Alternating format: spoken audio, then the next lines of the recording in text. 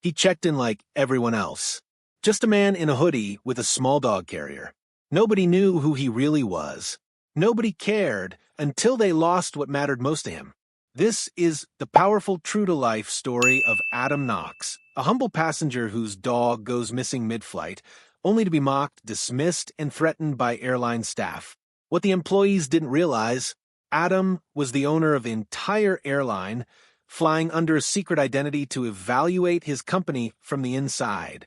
What follows is a 10-part cinematic journey through betrayal, heartbreak, and corporate injustice, leading to a stunning reversal of power.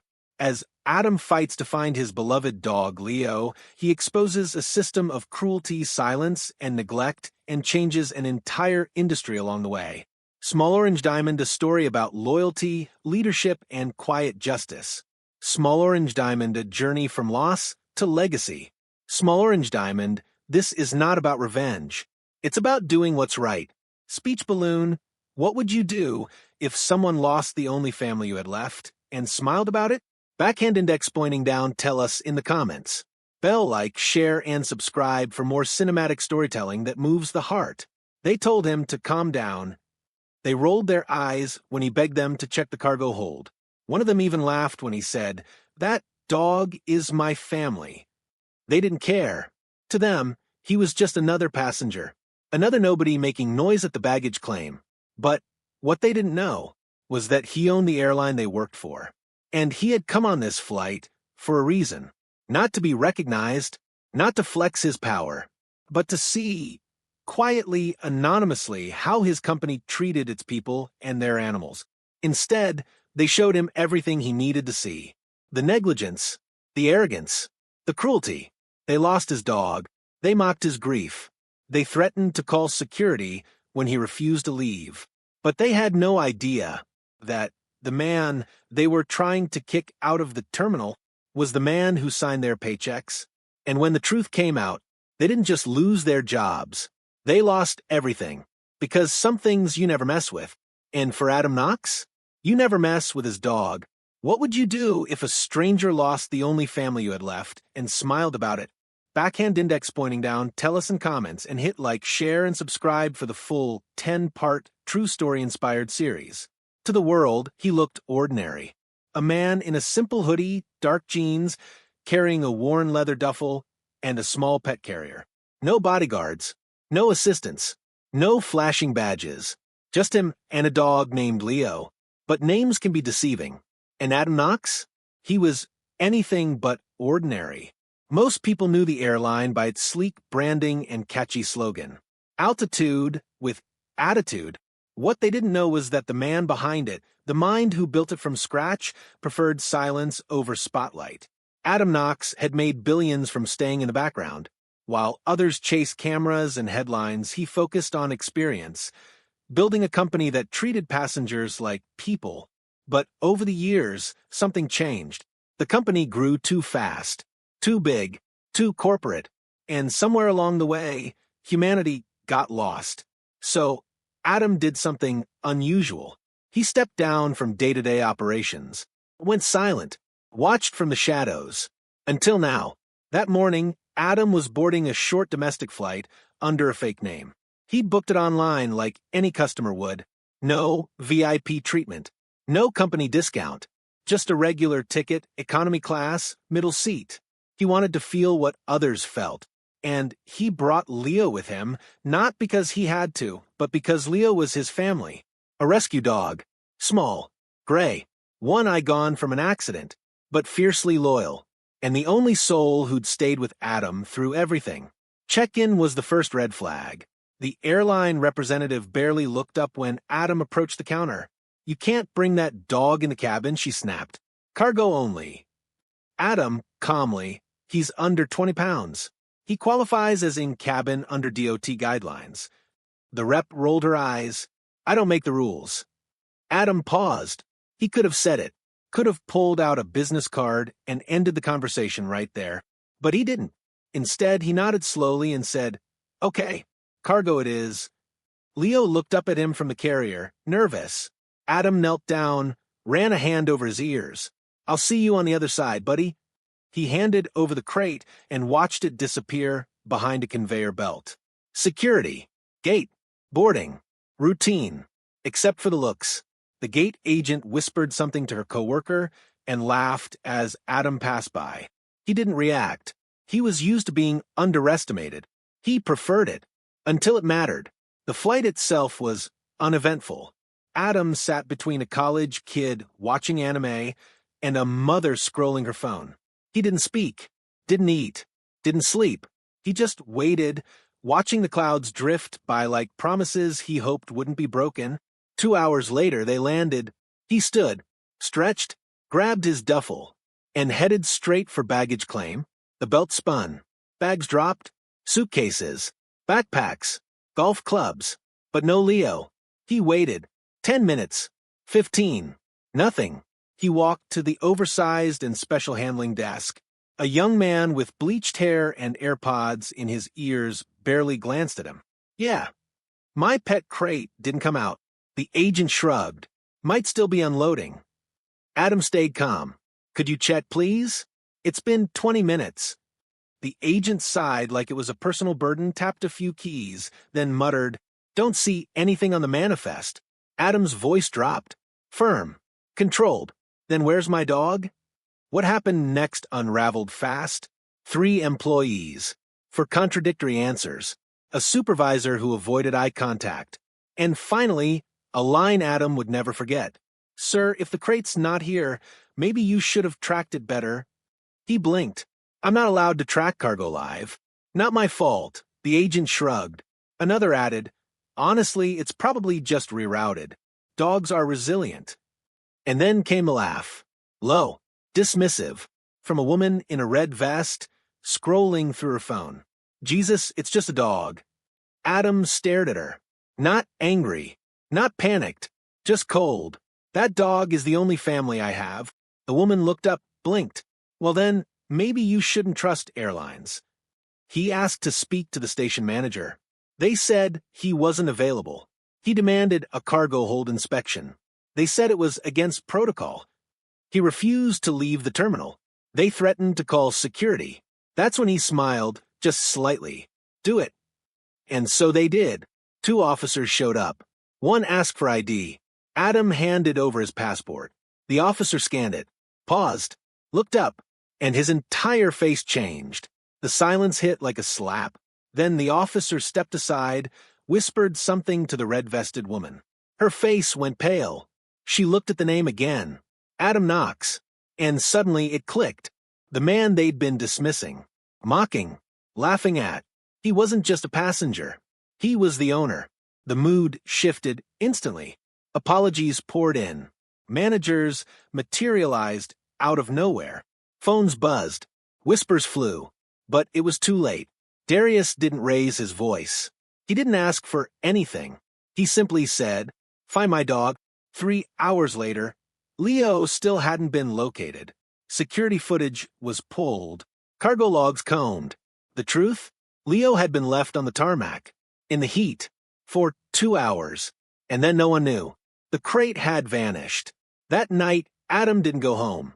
He sat in the airport lobby until sunrise. He wasn't crying. He wasn't angry. He was planning. Not revenge. Accountability. Because this wasn't just about him.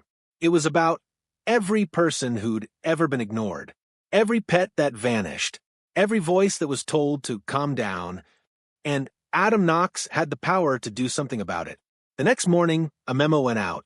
From the owner's office. Not to the public. To the internal network. Effective immediately, all staff involved in mishandling live cargo on Flight 382 are placed under investigation and administrative leave. A task force will be formed to audit every cargo handling practice across our national operations. I am personally leading this inquiry, and I am not asking for cooperation. I am requiring it. Hey, Knox. The ripple effect began instantly. Staff panicked. Management scrambled. The media caught wind. But Adam didn't talk to them. Not yet, because he had only one priority. Leo. And he wasn't going to stop until he found him. Adam hadn't slept. Not a minute. He'd sat upright in the terminal overnight, the same uncomfortable chair, same flickering fluorescent light, same unanswered questions echoing in his head. His coffee had gone cold. The terminal had emptied, then filled again. And Leo? Still missing. It wasn't just about a dog. Not anymore. It was about every moment Leo had pulled him back from the edge. The way he'd slept beside Adam through the worst panic attacks. The way he'd barked and whimpered through conference calls like he had something more important to say. The way he waited, always waited, without question, without condition. Leo had been there when Adam signed his first business deal, when he lost his parents, when he gave up trying to be liked and just focused on being useful. Leo wasn't a pet. Leo was home. And now he was gone. At 6:42 a.m., Adam stood up and walked back to the cargo office. A new supervisor was on duty. Young. Nervous. He recognized Adam immediately. I've been briefed. We're doing everything we can, sir. Adam didn't blink. Tell me exactly what happened after Flight 382 landed. The man swallowed hard. We have logs showing the crate was unloaded onto the tarmac. But there's no confirmed handoff into the cargo zone. You lost a live animal on a tarmac. We think a third-party contractor. I don't care who you think. I care where my dog is. There was a silence, one that vibrated with tension.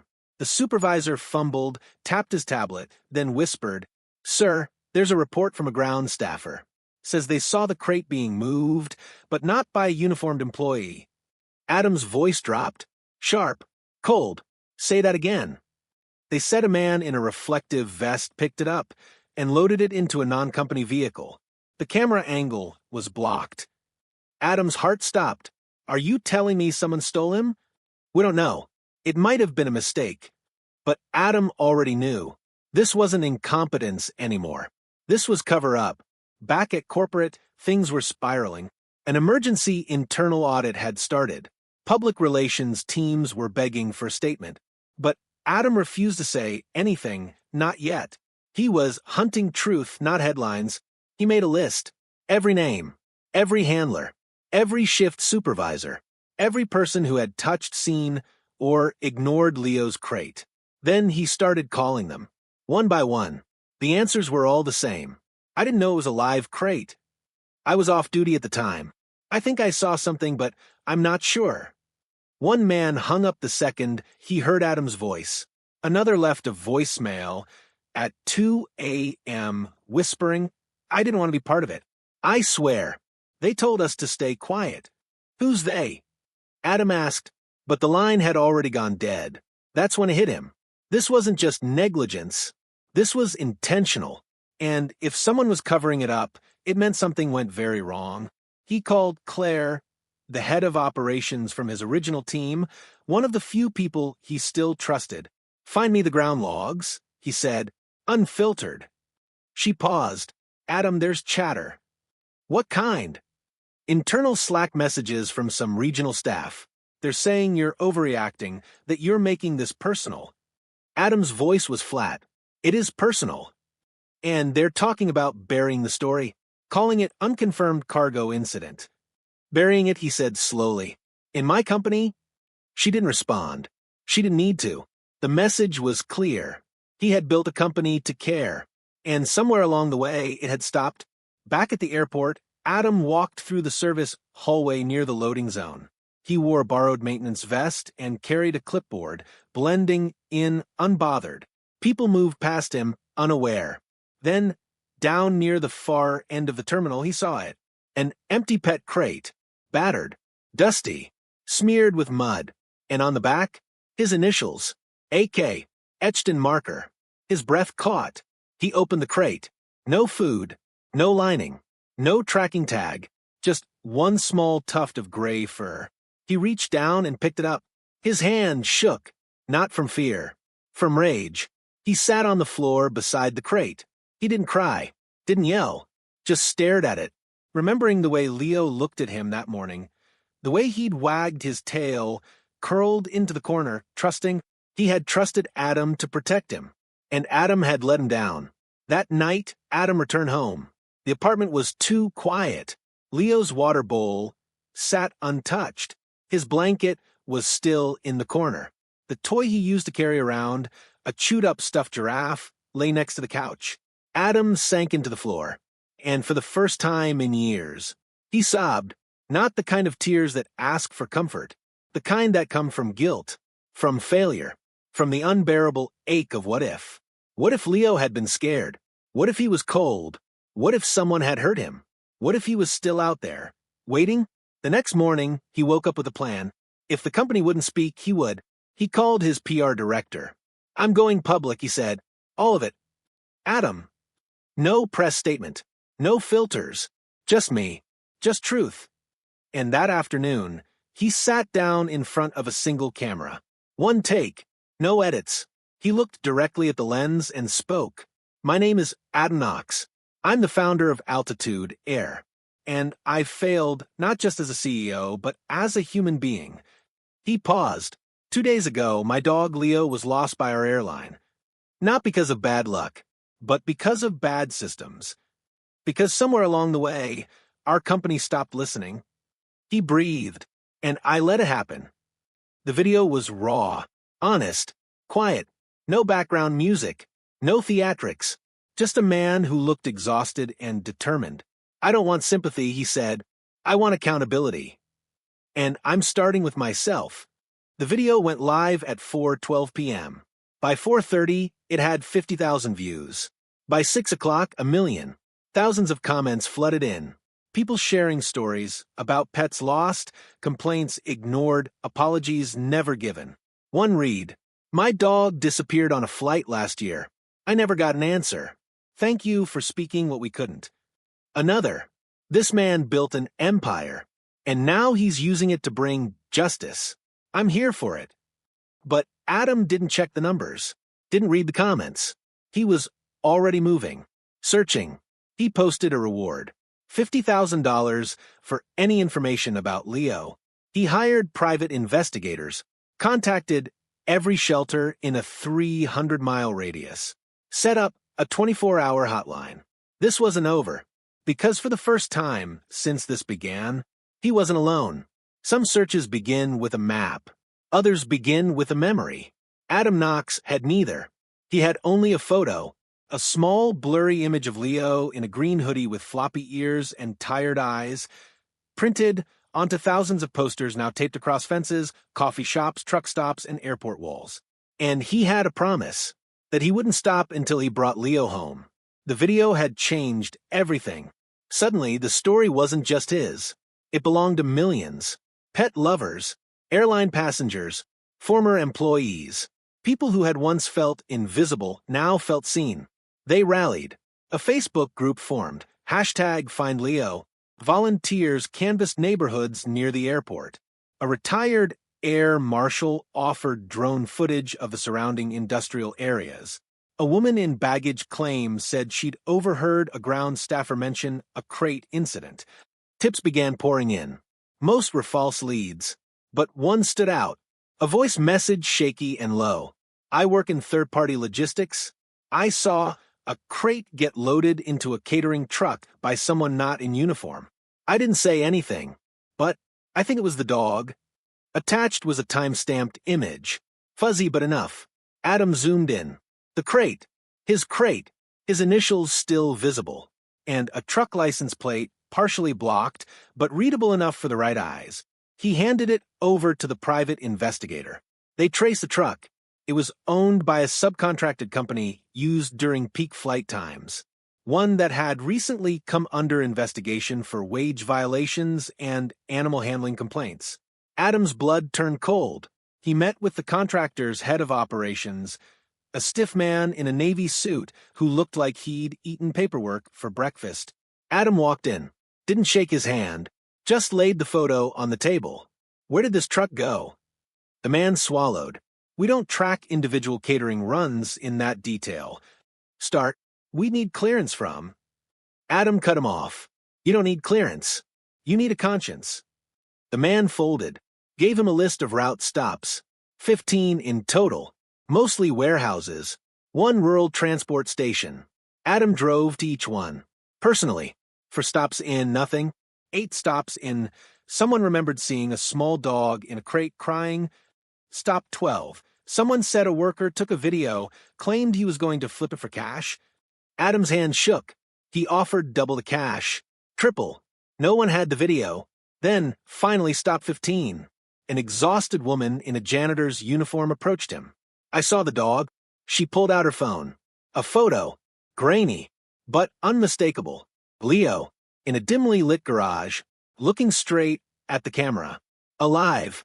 Adam almost collapsed. He clutched the phone. Where is this place? She hesitated. I don't know. My cousin sent me the pic. Said someone was trying to sell the dog online.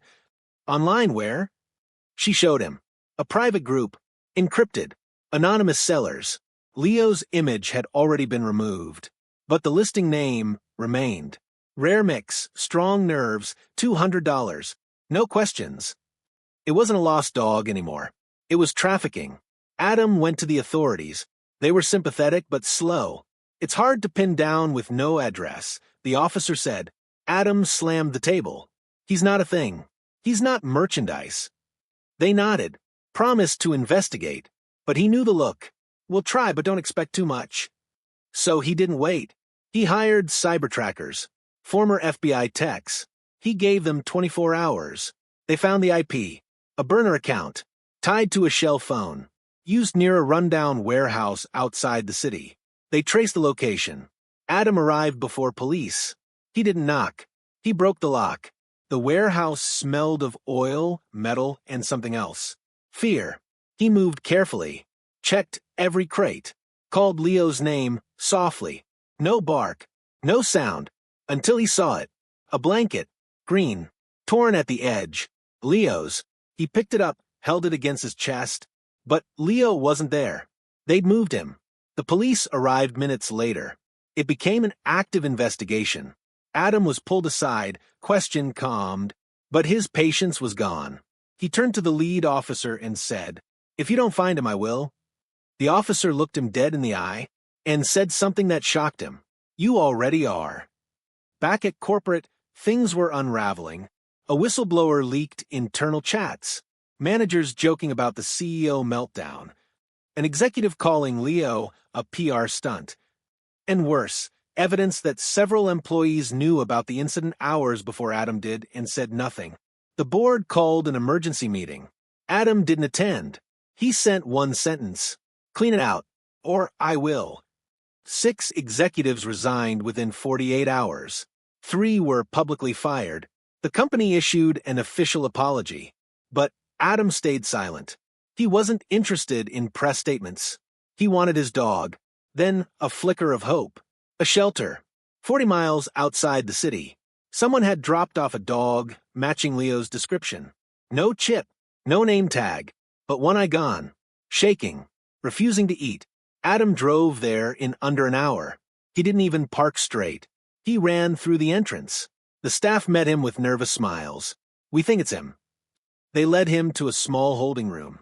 And there in the corner was Leo, thin, silent, but alive. Adam dropped to his knees, whispered, "Hey, buddy." Leo didn't move, didn't bark, just stared. Then, slowly, crawled forward, collapsing into Adam's arms. No noise, just trust. Still there, still his. Adam held him for 10 full minutes, eyes closed, breathing in that familiar smell, fear, fur, and home. He didn't say a word, didn't need to. Everything that had broken in him began to piece itself back together. That night, he slept for the first time in days. Leo curled at his feet. Safe. Returned. But peace didn't mean it was over. Because now, Adam had seen what the system had become. The lies, the apathy, the rot beneath the surface, and he wasn't going back to silence. He had Leo, and now he had fire. He found Leo. That should have been the end. It would have been for most people. A lost dog returned. A company shaken. A scandal half contained. Time to let it go. Time to disappear quietly. But something inside Adam wouldn't let him walk away. Because the more he thought about it, the more he realized Leo wasn't the only one who had been abandoned. In the days after the reunion, Adam barely left the apartment. Not out of grief anymore. Out of anger, controlled, focused, razor-sharp anger, he sat in his kitchen, laptop open, scrolling through stories people had sent him. Hundreds of them. Pets misplaced by airline carriers. Cargo lost and never investigated. Live animals delivered dead, or worse, unaccounted for.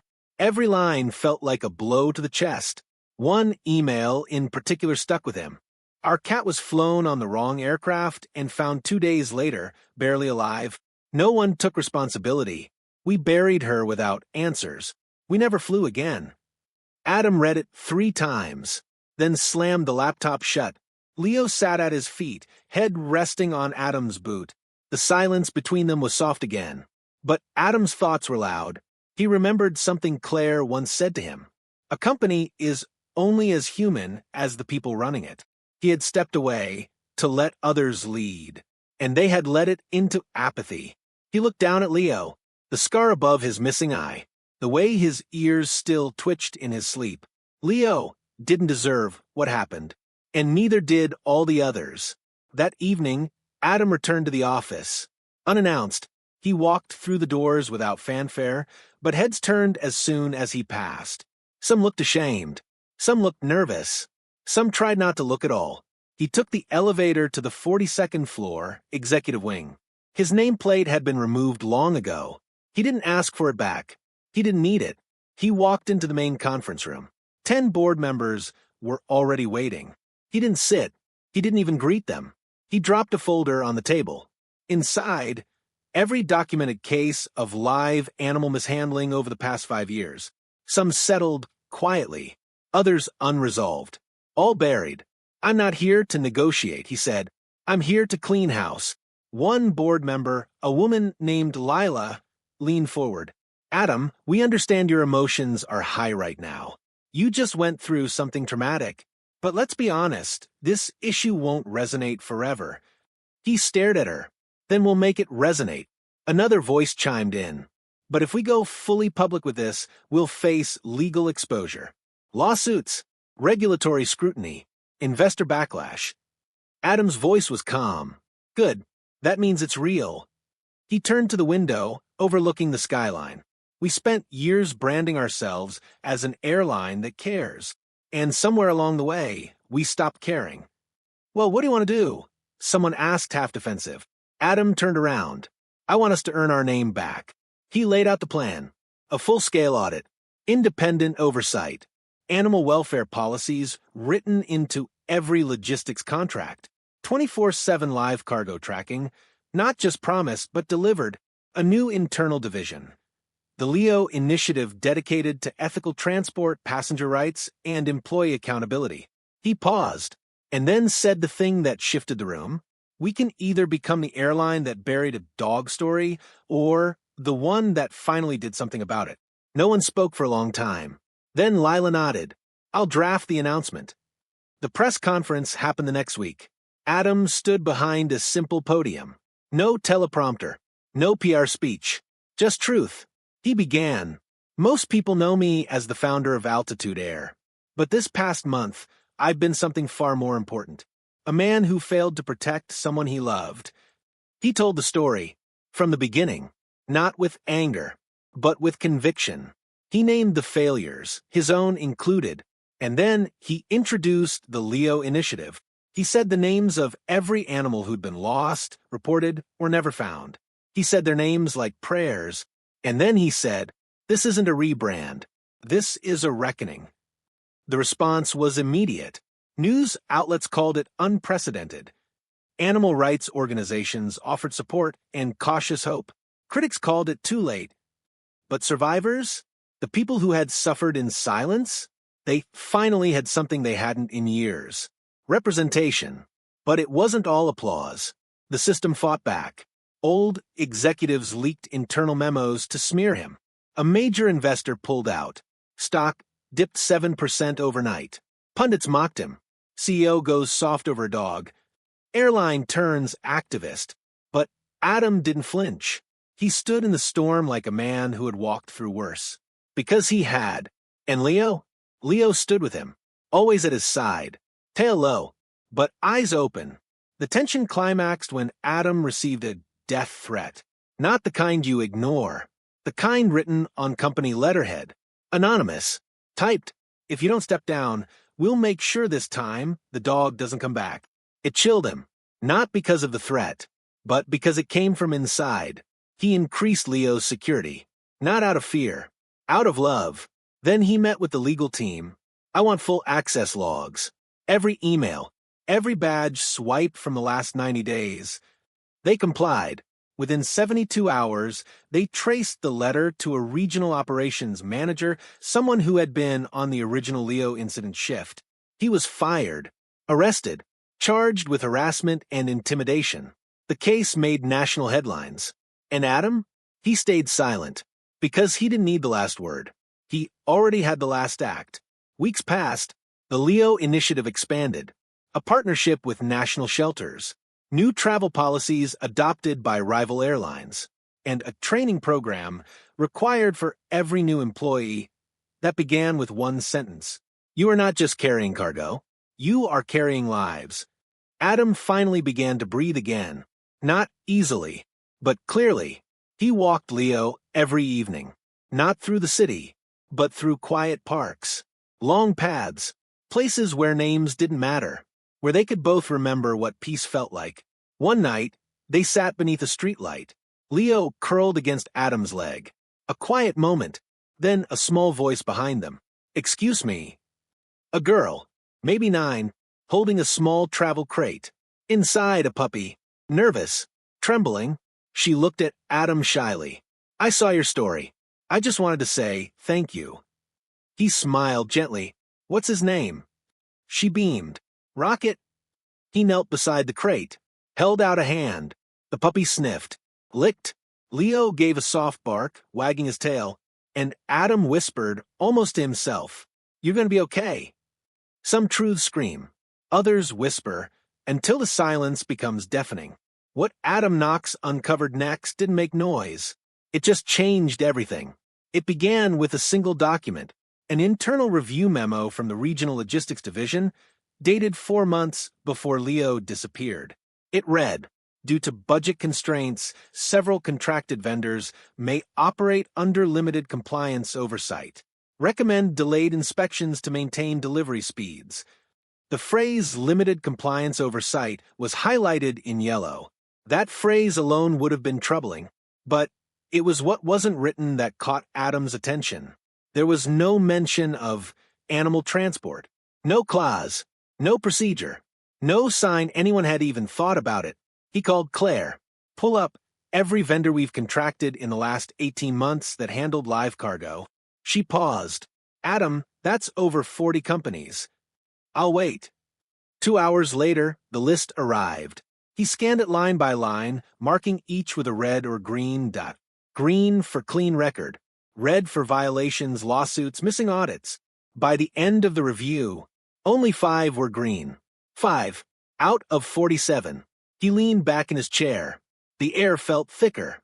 He stared at Leo, sleeping under the desk, safe, curled up, unaware of the storm still growing. This wasn't just about a few bad apples. It was about a system built on speed, cost-cutting, and silence.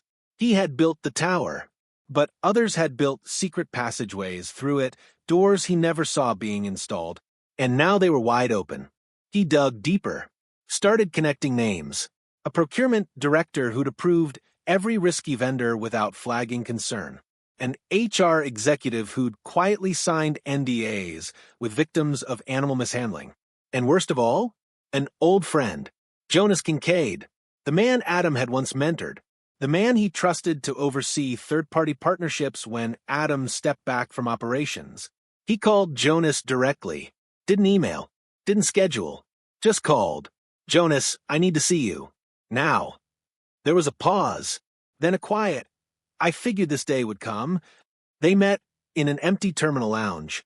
No security, no assistance, just 2 men and a truth waiting between them. Jonas looked older than Adam remembered. Tired, guilty. Why?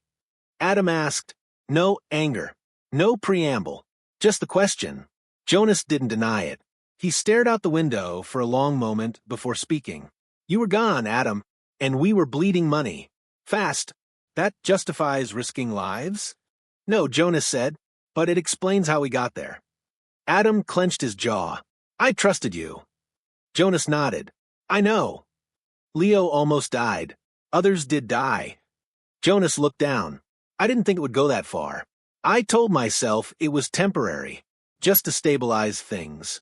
But once the first contract passed, the next one was easier. Then easier. And no one questioned it. You were supposed to be the one who did question it. I know. Silence again, thick with regret. Then Jonas added, You stepping away didn't make this happen, but it made it easier for us to ignore the voice we used to follow. Adam looked at him for a long time. You're resigning. Jonas nodded slowly. I already did. This morning. The next day, Adam released another statement. But this time, it wasn't emotional. It was structural. He listed every failing uncovered, every name involved, every contractor cut. He disclosed payouts, NDA settlements, and then announced a federal audit, one he requested. He ended the letter with a single line, If we demand integrity from others, we must first demand it from ourselves. The world took notice. It wasn't just the dog story anymore. It was a corporate reckoning. Business journals began covering it as a case study in leadership transformation. Whistleblower advocates praised the transparency. But some weren't happy. Former board members spoke out anonymously. They called it overcorrecting. A witch hunt. They claimed Adam was using Leo's story to rewrite his legacy. But Adam didn't respond to them. He wasn't speaking to the past. He was building the future. And the future was watching.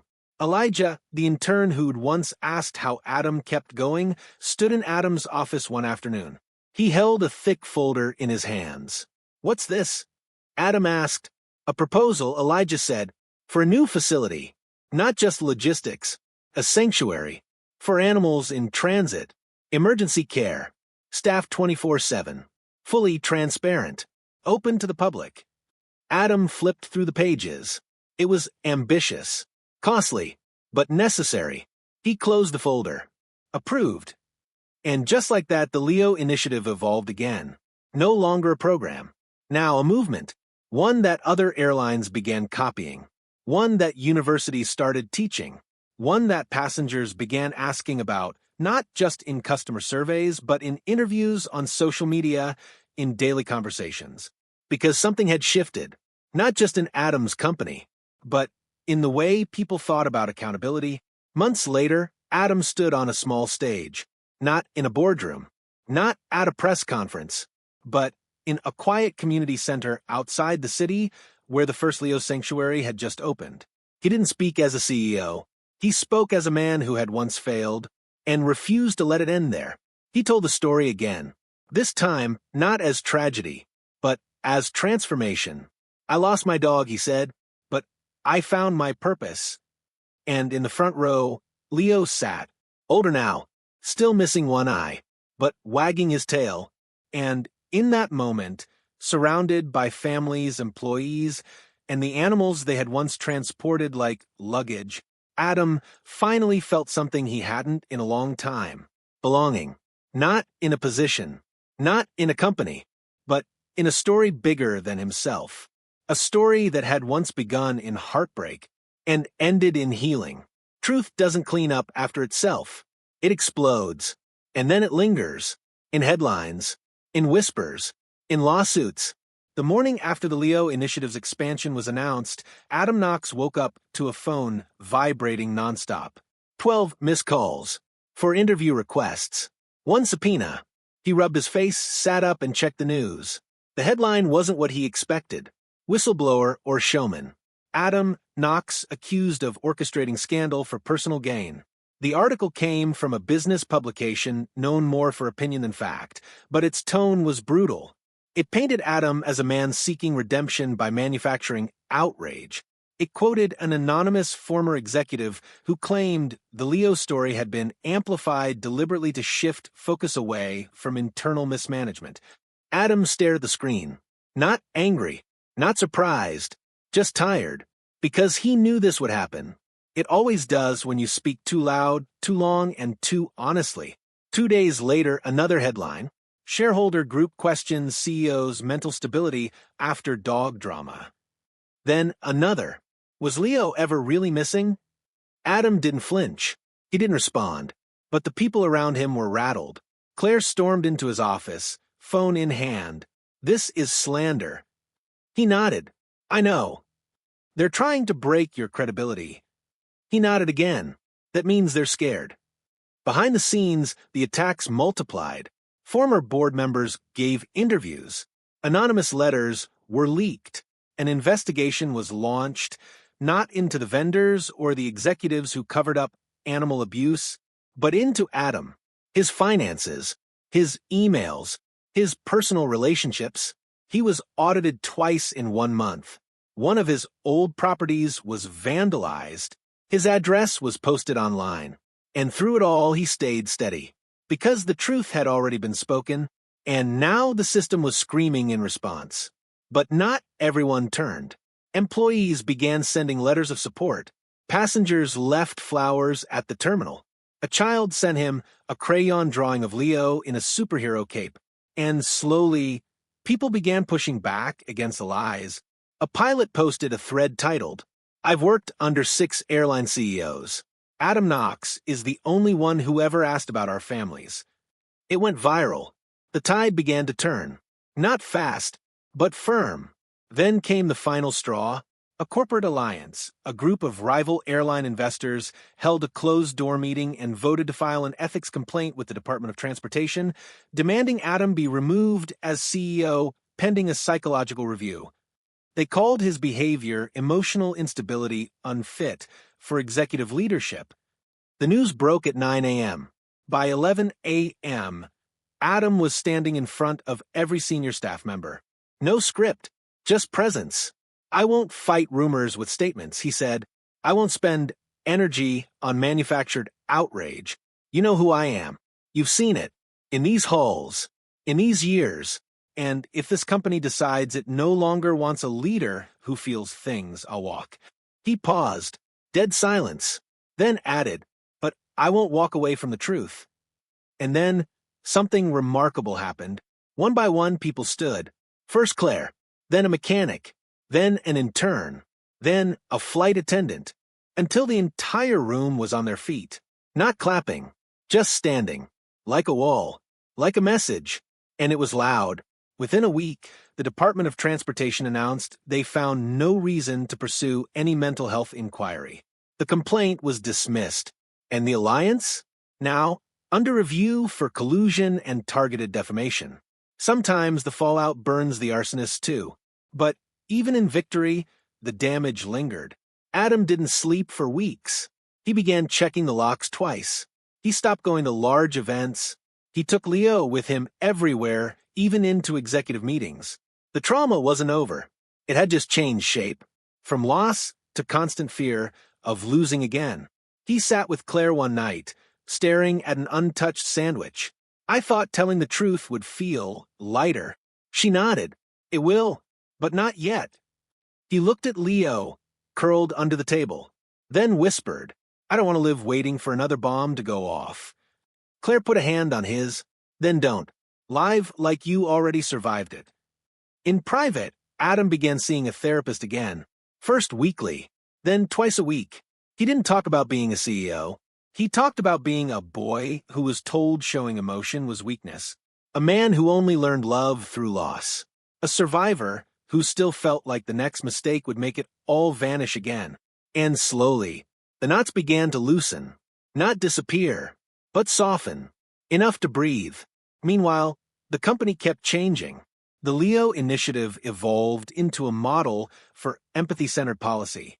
Other airlines adopted their standards. Universities launched courses inspired by the case study. Journalists who once wrote hit pieces now requested interviews. Adam declined most of them. He didn't want to be a brand. He wanted to be a man who made it right. And for that, headlines weren't required. He returned to flying. Quietly. On commercial flights. No announcement. No recognition. He'd walk through boarding like any passenger. Sit by the window. Order a coffee. Breathe. And every now and then, someone would recognize him. A whisper. A stare. a quick, unsure smile, and Adam? He always smiled back, not because he enjoyed the attention, but because it reminded him. People don't forget how you made them feel. One afternoon, after landing in Denver, a man stopped him at the baggage claim. Older, jacket with a service dog patch. I just wanted to say thank you, the man said. Adam nodded. For what? The man looked down at the dog beside him. She made it through the flight. Because of your policy. That wouldn't have happened last year. Then he added softly, you saved more than one life, Mr. Knox. And Adam, for once, didn't know what to say. Later that night, he wrote a journal entry, something he hadn't done in years. He wrote, asterisk, I thought finding Leo was the end, but maybe it was just the start, not of a company, not of a movement, but of me, the me I never let exist before.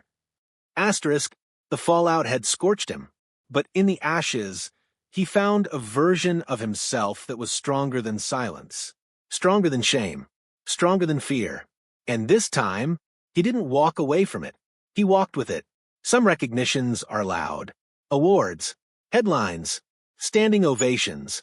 Others arrive quietly, like a door finally unlocked, like someone saying your name with the weight it deserves, like looking in the mirror and seeing not a mistake but a man.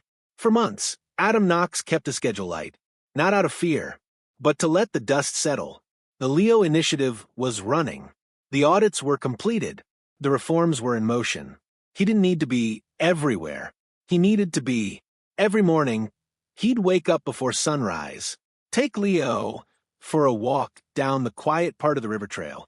No headphones, no phone, just footsteps, wind, breath. There was peace there. Not perfect, but earned. He spent more time talking with people he used to pass by, the janitor in the HQ building, an older man named Roger who always wore a crisp cap, the customer service rep who baked cookies for new hires, the flight attendant who had once been suspended for standing up to an abusive passenger. Adam listened, asked questions, shared coffee, not because he wanted to be liked, but because connection was the only currency he trusted now. Then came the invitation, a letter, handwritten, from the National Transportation Ethics Alliance. He expected a warning. Instead it read, asterisk, Mr. Knox, in the aftermath of crisis, many leaders defend their image. Few defend what matters. We would be honored if you'd accept the Vanguard Award for ethical transformation in corporate leadership. Asterisk, at first, he considered declining. Public ceremonies weren't his thing. But Claire sat across from him that afternoon and said, you can't walk the hard road and skip the light when it finds you. He smiled. Since when did you get so poetic?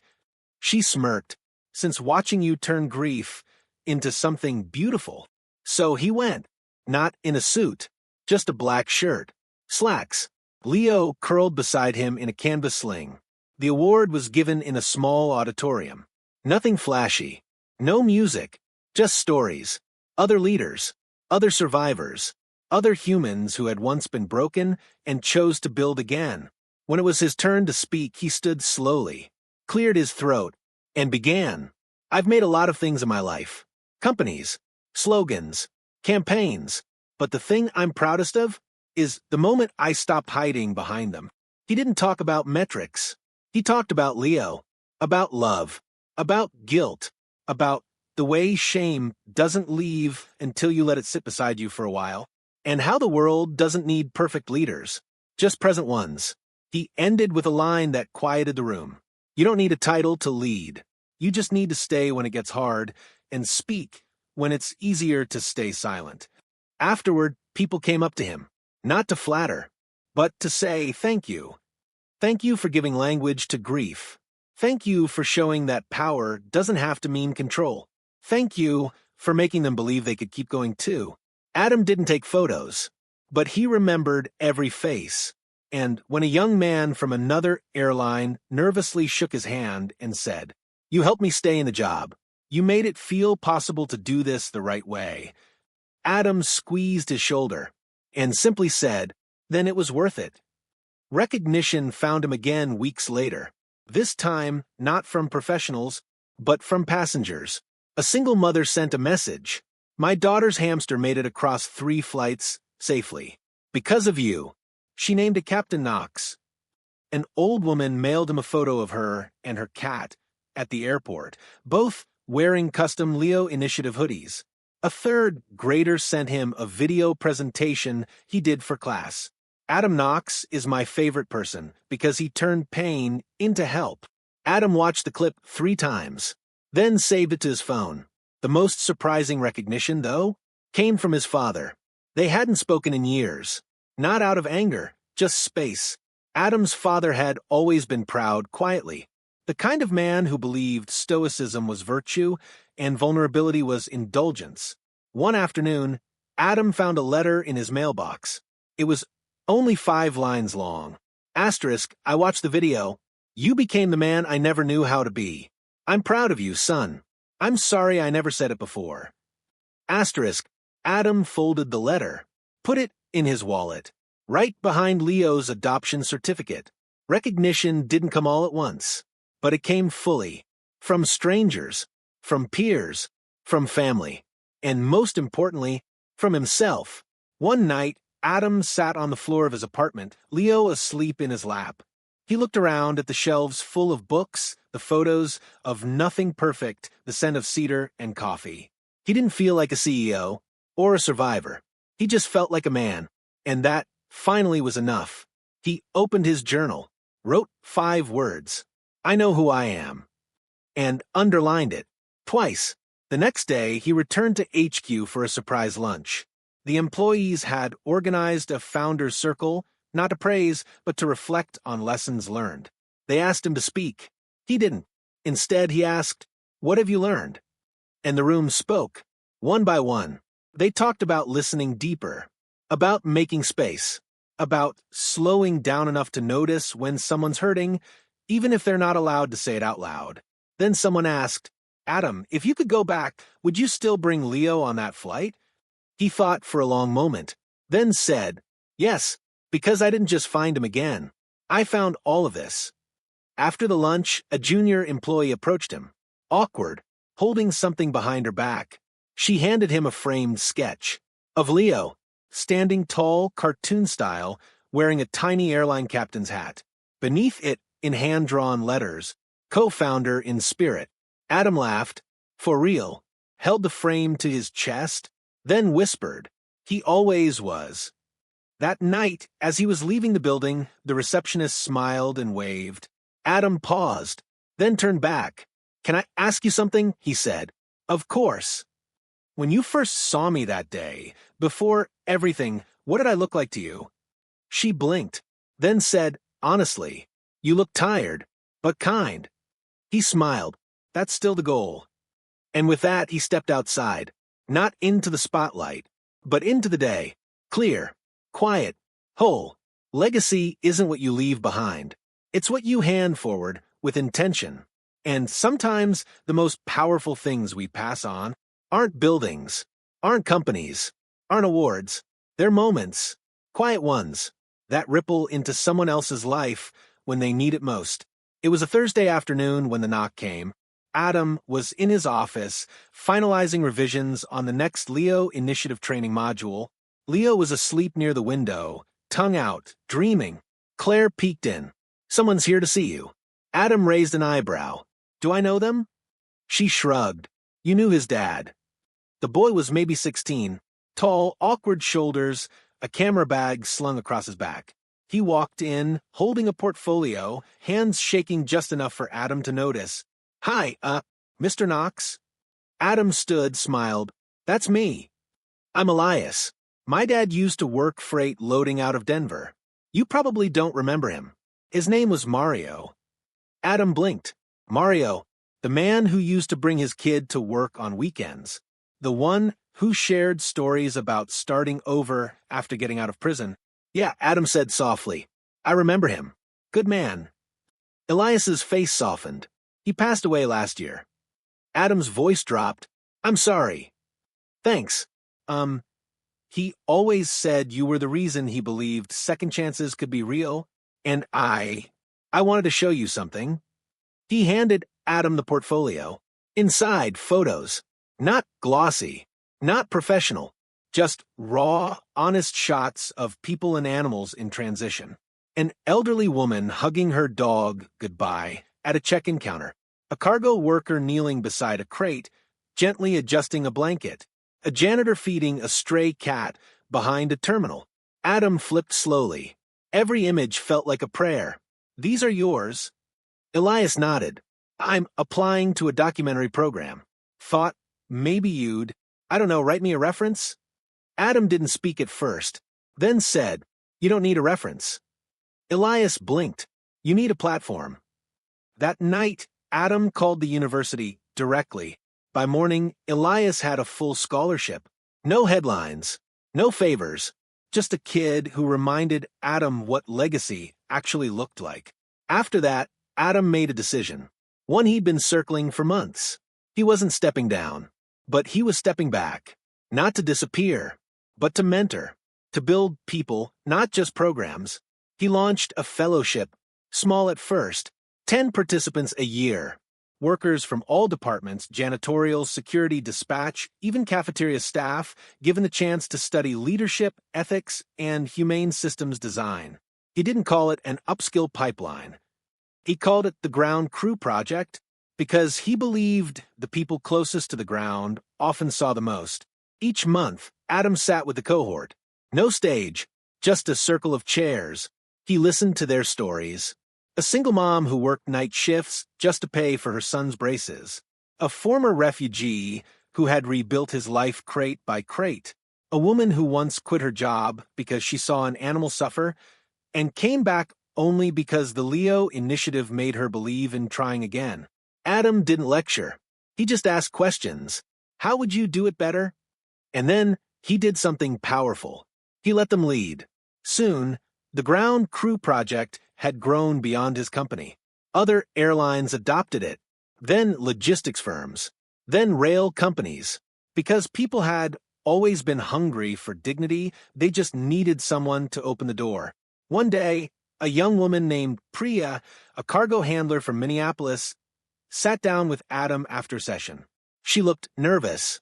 I was told I could ask you anything, she said. You can. She took a breath. What was the moment?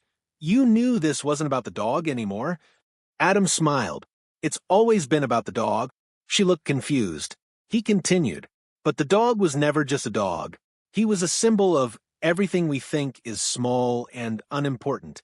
And the moment we decide those things don't matter is the moment we become something less than human. She nodded slowly. I want to build something. You already are. Legacy moments don't always announce themselves. Sometimes they sneak in while you're folding laundry, or refilling a dog bowl, or helping someone believe they're worth the investment. Adam found those moments everywhere now. He found it in the new rescue lounge at the airport, a space where animals in transit could stretch, eat, be comforted. He found it in a billboard he didn't approve, placed just outside Terminal 4. Every crate is a life. Every life is a story. Handle with care. And in the footnote, AK, he even found it in Leo, who, despite everything, had never changed. Still loyal, still calm, still patient. A reminder that love doesn't have to speak loudly to change your life. One rainy morning, Adam sat on a bench outside HQ, watching employees hustle past. A young man, early 20s, clearly new, sat beside him without realizing who he was. They sat in silence for a moment. Then the man said, Hey, random question. You know who started this Leo thing? Adam glanced over. Why? I just think it's the best thing this company's ever done. I lost my dog last year. It wrecked me. But coming here, seeing how people care, it gave me something to hold on to. Adam smiled gently. Well, tell them that. I'm sure they'd want to know. The man nodded, and then Adam stood, left without saying who he was. Because sometimes legacy doesn't need to be claimed. It just needs to be lived. Later that week, he walked through a warehouse undergoing renovations. He passed a wall, fresh drywall, still wet paint. But someone had written something in pencil across the frame before the paint covered it. Adam knelt down, squinted, and read. For Leo, for those who can't speak for themselves. "We see you now." No signature, just a message, etched into the bones of the building, like legacy should be. Change doesn't stop at the door where it started. It walks. It knocks on other doors, slips into conversations, spreads through hearts that didn't even know they were waiting for it. What Adam Knox began with heartbreak, with Leo, with truth, had never been meant to go global. But the world was listening, and the world responded. It started in Canada. A small regional airline, Northwind, posted a short video titled, "Inspired by Altitude." In it, a cargo worker gently lifted a golden retriever from a crate and carried her, not dragged, not rolled, but carried her to a new comfort lounge wrapped in a blanket with her name on it. At the end, white text faded in. Animals aren't cargo. They're passengers, too. The video went viral. Then South America followed. Then Europe. Then Australia. Airlines began partnering with local shelters, offering free transport for adopted pets. One carrier in Norway developed a system where every animal had a digital profile linked to the crew's devices, so staff could check their names, ages, comfort needs, and favorite treats. They called it Project Leo. Meanwhile, advocacy groups took notice. The Animal Transit Coalition, a nonprofit long dismissed by regulators, was suddenly getting calls from CEOs. They weren't begging to avoid lawsuits anymore. They were asking, "How do we fix this?" The coalition's website added a single banner: "One man, one dog, a new standard." Beyond animals, the story touched something deeper. People who had been ignored, quiet workers, caretakers, everyday citizens, began writing their own letters to companies, to airports, to the press. A janitor in Spain wrote, "If a CEO can clean up his mistakes, so can the rest of us." A teacher in Chicago started a classroom project called the Leo Effect. Students identified one overlooked person in their school and wrote them anonymous thank you notes. One student picked the cafeteria worker. She cried when she read the letter. She'd worked there 23 years. No one had ever thanked her before. Even the airline industry, long thought too massive, too cynical to change, began shifting. Not just policies, but priorities. An annual global conference was held in Geneva, titled Passenger, Partner, Pet, Reimagining Transit with Empathy. Adam was invited as keynote. He declined the stage, but he sent a letter. Read aloud in a quiet room of executives and engineers. It said, "Every company is a living thing, and like every living thing, it has a heart. If you can't find yours, go back to the beginning. Start with what you love. That will show you how to care." But perhaps the most surprising response came from outside the industry. Hospitals, libraries, public transit. People started adapting the Leo model. Signs appeared in subways. Every voice matters, even the quiet ones. A train station in Tokyo built a comfort zone for pets and emotional support animals. A school district in Oregon began training students on emotional response during emergencies, citing Leo's story as a case study in compassion under pressure. And still, Adam said little. He wasn't chasing the ripple. He was watching it, letting it move on its own, letting others write the next chapters.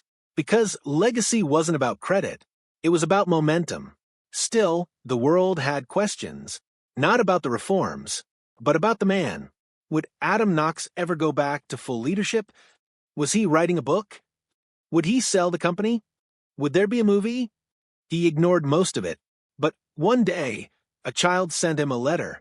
"If they make a movie about you, can Leo do his own voice?" Adam laughed for a full 5 minutes, then wrote back, "He's been doing the voice all along. I just finally started listening." In the background, Altitude Air continued to evolve. Profits dipped briefly, then rebounded. Customer satisfaction spiked. Applications to work for the company doubled. Employees stopped leaving. People stayed, not because of perks, but because they were seen. Because the walls didn't just talk safety. They talked soul. One afternoon, Adam returned to the tarmac where Leo's crate had first gone missing. He stood there, silent. The ground had been repaved, new lights installed, cameras in every corner. He looked down at Leo, now gray-muzzled, tired, but still sharp-eyed. "Still with me," he whispered. Leo wagged once. Then Adam turned, walked to the security office, and handed them something. A plaque. Simple. Unpolished. It read, "This is where it changed. Never let it go back." Back in his apartment that night, Adam watched the sunset from the balcony. He held a cup of tea in one hand, Leo's head resting in the other. And he thought, the world didn't just respond. It healed, because I chose to tell the truth, and someone, somewhere, chose to listen. The next day, he received an invitation from the White House, a presidential advisory committee on humane transportation practices. They wanted him as a permanent member. He paused before answering, not out of doubt, but out of awe, that the story of a man and his missing dog could echo all the way to the highest office in the country. He said yes, then took Leo for a walk. No press, no photos, just a quiet path, where every step felt like another door opened. There are stories that end with a bang, and then there are stories that end like the setting sun, not vanishing, just slipping into a place where light becomes memory. It was Leo's last flight, not a mission, not an accident, just a quiet ride, home. Adam had known this day was coming. The gray in Leo's coat had spread, his steps slower, his naps longer, but the spark? Still there, always there. They boarded together on a late fall afternoon. No cameras, no press, just two old friends. The crew didn't ask for a photo. They only smiled and said, "Welcome aboard, Mr. Knox. We're honored." Leo was in his carrier, door open, nestled beside Adam's feet. He didn't bark. He didn't move. He just rested his head on Adam's shoe, as if to say, "I've been everywhere I needed to be." They flew across a golden sky, and Adam thought about the first time when he watched the crate disappear down a conveyor belt, helpless. Now, Leo was safe. With him, start to finish. When they landed, a car was waiting. They drove north, toward the cabin, the one Adam had bought years ago but never really used. Too busy, too full of noise. Now it felt like the right place. The final place. The beginning at the end. They arrived just before dusk. The lake was still. The trees whispering. The air smelled like cedar and smoke. Adam carried Leo in his arms. He was lighter now, but no less whole. He laid him gently on a blanket near the fire. Leo blinked up at him, tired, but content. Adam sat beside him. No words, just breath, just warmth. He poured a glass of tea, opened an old leather notebook, the same one he had once carried during board meetings. He flipped to the last page. Blank. He wrote, "You were never just my dog. You were my mirror, my compass, my reason to begin again." Then he closed the book and placed it beside Leo. Later that night, the fire burned low. Adam wrapped Leo in his old green blanket, the one from before all of this. He held him close. Leo looked up once, licked Adam's hand, and exhaled. Soft, final, still. Adam didn't cry. Not that night. He just sat, letting the silence settle into something sacred. The next morning, he buried Leo under the largest tree by the lake. No headstone, just a small wooden marker that read, "He got me home." Months passed, seasons shifted, and Adam kept walking, kept teaching, kept building. But now he walked slower, with more listening, more grace. One afternoon, he visited the airport, the same one where everything began. He walked the halls, watched people, smiled at a child holding a stuffed dog and a boarding pass. Then he sat down at gate 23, the one Leo never came through that first day. A young woman sat beside him, flipping nervously through paperwork. She glanced at him. "First time flying with a pet," she said. "I'm terrified." Adam looked down at the small carrier at her feet. Inside, a tiny puppy shaking. He smiled. "She'll be fine. You're with her." The woman hesitated, then asked, "You fly often?" He thought for a moment. "Not as much anymore, but I used to." She squinted. "You look familiar." He shook his head. Just someone who learned the hard way that love is the only thing worth arriving with. She smiled. Then her boarding group was called. She stood, lifted the carrier. Thanks, she said. Then paused. Wait, what's your name? Adam looked up, eyes soft, and said, just call me a passenger. She left, and he stayed, watching the world move, like it always had, like it always would. That night, he returned to the cabin. The fire crackled. The lake reflected stars. He sat by the window, journal in hand, and wrote the final entry. Asterisk, we don't get to choose how the world remembers us, but we do get to choose how we remember the world. I choose kindness. I choose the ones who wait for us. I choose the ones who never leave, even when they're gone. Asterisk, and in the quiet that followed, he heard it. Not a bark, not a sound, just something inside him, exhale, at peace. He didn't need applause. He just needed to know someone, somewhere would keep the gate open,